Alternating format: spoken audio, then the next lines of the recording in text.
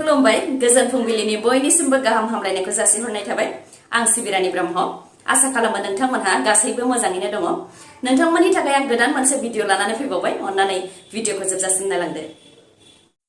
फिन खेबसेबाव गेलेनाय बिथिङाव बर' फिसानि देरहासारनाय आथिखालाव बर' फिसाफोरा मोनफ्रोमबो बिथिंनि गेलेनायाव गोजौ फारसे आगान सुरलांनायखौ नुनो मोननाय जादों 22थि साब जुनियर नेशनेल उसु चेम्पियनशिपआव बर'नि फिसा उदांस्रि ब्रह्मआ ब्रन्ज मेडेल देरहासारनो हादों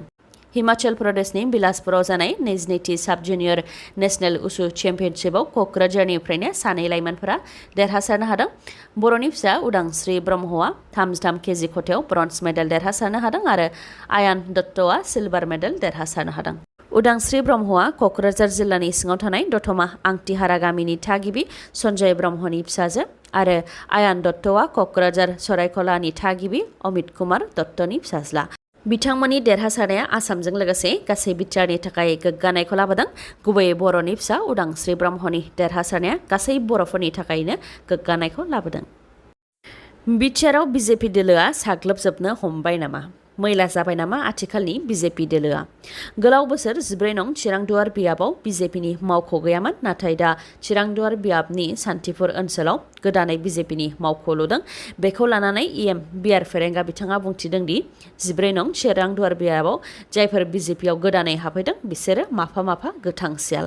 भारतआ गंसे सुबुंखुंथाइ हादर बयहाबो राजखान्थि गेलेनो मोन्थाय दं आरो राजखान्थि हान्जानि मावख' लुनो थाखाय बयहाबो मोन्थाय दं नाथाय बे मोन्थायनि मुङाव जोंनि माखासे सुबुंफोरा जोंनि हारिखौ नंखाय लामाजों लांनो नागिरदों नाथाय बियो माब्लाबाबो जाफुंनाय नङा होननानै बुंथियो लोगोसे जोंनि माखासे सुबुंफोरा माब्लाबा बिपिएफनिफ्राय बिजेपि बिजेपिनिफ्राय इउपिपिएल आरो इउपिपिएलनिफ्राय फिन बिजेपिआव थांलाय फैलाय खालामबाय थायो बिथांमोनहा गावनिल' सानग्रा आरो गोथां सियाल आरो 14 नं चिरांदुवार बियाबाव जायफोर सुबुंफोरा बिजेपिआव गोदानै हाबफैदों साबेसे मोजां आखुनि सुबुंफोरा बिजेपि दोलाव हाबफैदों होननानै बुंथिनायजों लोगोसे बिथांमोनहा माफा माफा गोथां सियाल आरो बिसोरनि थाखायनो बेबायदि जानो मोन्दों होननानै बुंथियो बिआर फेरेंगाया लोगोसे बुंथिबावदों दि जायनाखि बिजेपि दोलोआ सोरखाराव दं बेनिखायनो बिजेपि दोलोआव हाबोबा माबा मोनसे मोनगोन साननानैसो बिजेपि दोलोआव थांदों नाथाय 17 बोसोराव इउपिपिएल दोलोखौ नासयबोनायनि थाखायनो इउपिपिएल दोलोआव हाबनो थाखाय लाजियो होननानै बुंथियो बिथांमोनहा लोगोसे हारिखौ खैफोदाव खोख्लैनानै हारसिं राजा जानो नागिरनायखौ समाजा माब्लाबाबो निमाहा होनाय नङा होननानैबो बुंथिबावो बिआर फेरेंगा बिथाङा मख'नो गोनांदि 14 नं चिरांदुवार बियाबनि सिङाव रांखान्थियारि बिथिङाव उन जानानै थानाय न'खरनि फरायसाफोरनो गियान सोरां बिथांखिनि गेजेरजों चेक राननानै होदोंमोन इएम बिआर फेरेंगा बिथाङा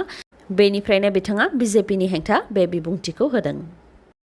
मेट्रिक आनजादाव स्टार एबा लेटार मार्क एबा 80 जौखोन्दो मोननाय फरायसाफोरनो फैगौ 6 आगस्टआव 16,000 रांखौ होनाय जासिगोन होननानै फोसावबाय आसामनि गिबि मन्थ्रिया मेट्रिक आनजादाव स्टार एबा लेटार मार्क एबा 80 जौखोन्दो मोननाय फरायसाफोरनो एकाउन्टआव 16,000 रां सोनानै होनायनि अनगायैबो हायार सेकेन्डारियाव फार्स्ट डिभिजन जानाय गासैबो फरायसुलिफोरनो स्कुटिखौ होनाय जागोन नाथाय हौवाफोरा लेटार मार्क एबा 80 जौखोन्दो मोननाय हौवासाफोराल' स्कुटिखौ मोननो हागोन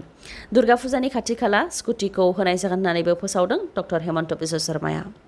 बेनि अनगायैबो अरुणोदय बिथांखिनि गेजेरजों होनाय अनसुंथाइखौबो दानिया बांहोनाय जासिगोन सिगाङाव 1,000 रां होनाय जायोमोन बे रांखौ बांहोनानै दानिया 1,250 रां होनाय जासिगोन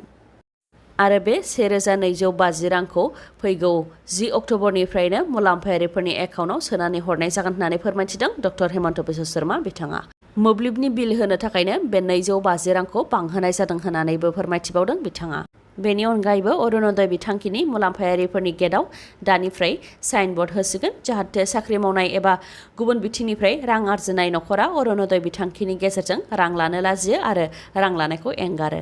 धोनि सुबुंफोराबो अरुणोदय बिथांखिनि गेजेरजों रां लानायखौ एंगारोबा बे रांखौनो बयबो दुखुथिया न'खरफोरनो होनो हागोन बेनिखायनो अरुणोदय बिथांखिनि गेजेरजों रां लानायखौ एंगारनो थाखाय धोनि सुबुंफोरनिसिम खावलायहरो डक्टर हेमन्त बिश्व शर्माया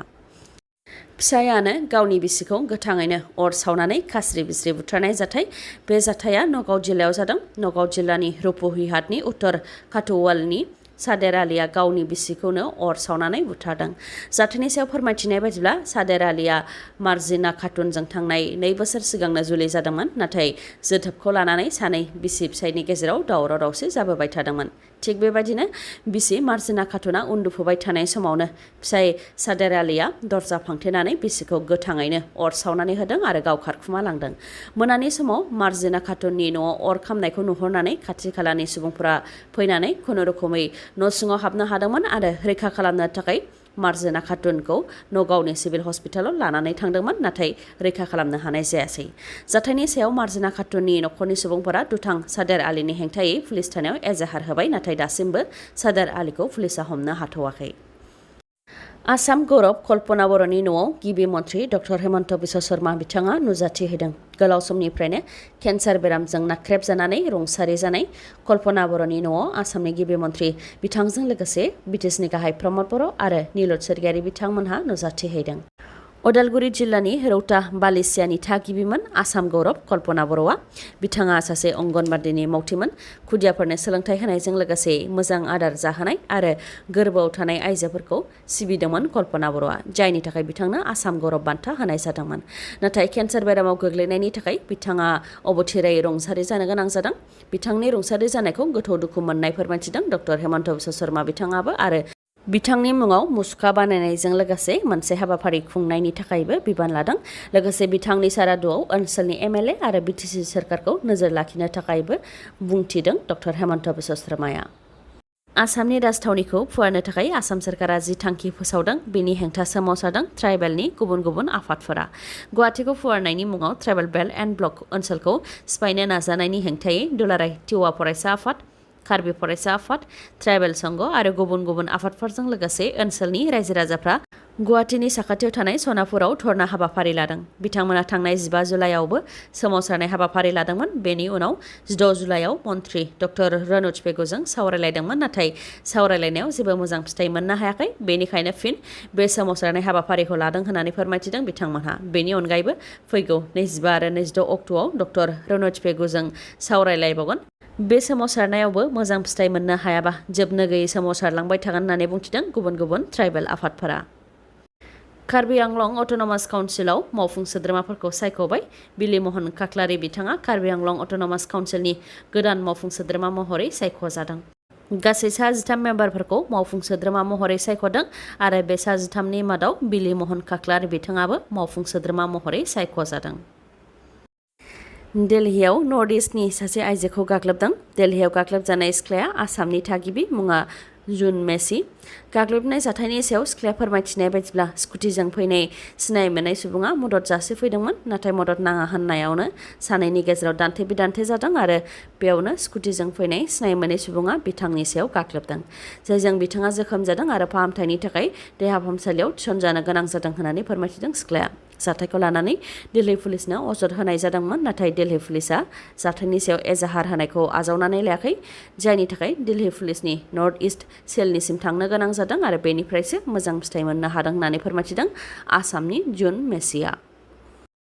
नगाव जिल्लायाव थाम्फैनि बेराम जापानिज एनसेफेलाइटिसनि गोसारनाया गिख्रंथाव महर लादों। मख'नो गोनांदि आसामनि नेशनेल हेल्थ मिशनआ रिपर्ट दिहुननाय बायदिब्ला जापानिज एनसेफेलाइटिसजों गोदानै 3 थैनायनि उनाव आसामाव थांनाय 2 सप्तायाव गासै 30नि जिउ खहा जाबाय आरो गोदानै 13 केस मोननायजों गासै 183 केस, अदेबानि 183 सुबुंनि देहायाव जापानिज एनसेफेलाइटिस मोननाय जादों। गोदानैसो 3 थैनायनि मादाव कामरुप मेट्र'पलिटन, कामरुप आरो लखिमपुर जिल्लानिफ्राय साफायै थैदों आरो गोदानै 13नि देहायाव जापानिज एनसेफेलाइटिस मोननायनि मादाव नगावनिफ्राय 7 आरो जरहाटनिफ्रायनो 7नि देहायाव मोननाय जादों। रिपर्टनि बायदिब्ला आसामाव बोसोरफ्रोमबो बेबायदि बोथोराव जापानिज एनसेफेलाइटिसजों गोबां सुबुंनि जिउ खहा जाबोदों। बेनिखायनो बेरामखौ होबथानो थाखाय मोनफ्रोमबो जिल्लायाव डिस्ट्रिक्ट रेपिड रेसपन्स टीम दानानै होनाय जादों।